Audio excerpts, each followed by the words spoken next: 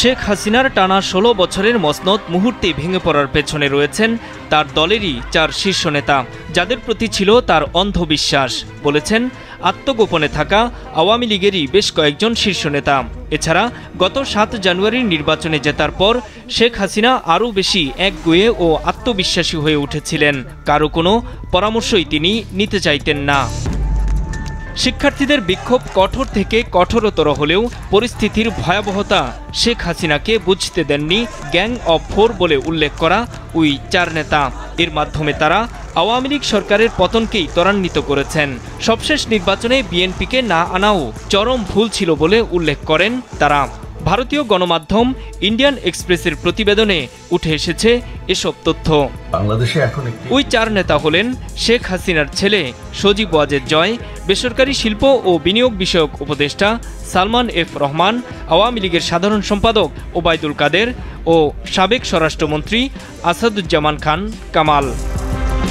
গত ৫ই August March two Dhaka কর্মসূচিতে শিক্ষার্থীসহ লাখো জনতা যখন কারফিউ ভেঙে রাজধানীর শাহবাগে জড়ো হচ্ছিল, ঠিক তখনই গণভবন থেকে চুপিসারে ভারতে পালিয়ে যেতে বাধ্য হন শেখ হাসিনা।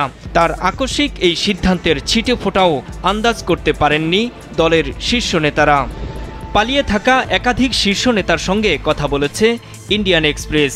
তাদের প্রত্যেকেরই একই কথা, শেখ হাসিনা তার দল ও সমর্থকদের বিপদের মুখে ফেলে গেছেন।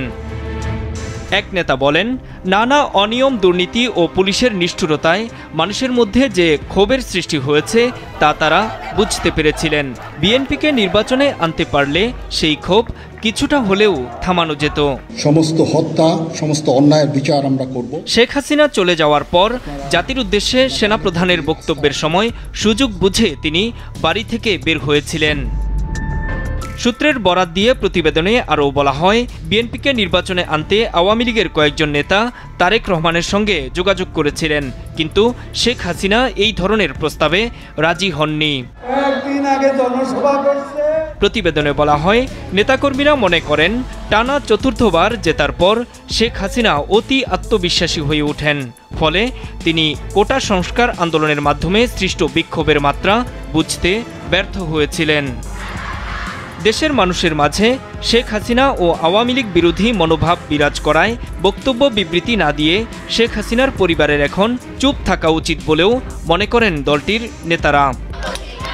অন্তর্বর্তীকালীন সরকারে যুক্ত হওয়া এবং যখনই নির্বাচন হয় তাতে আওয়ামী লীগ যেন অংশ নিতে পারে, সেই পরিকল্পনা নেওয়াই এখন জরুরি বলে মনে করেন দলটির নেতারা। নূর মোহাম্মদ, মাছরাঙা নিউজ ডেস্ক।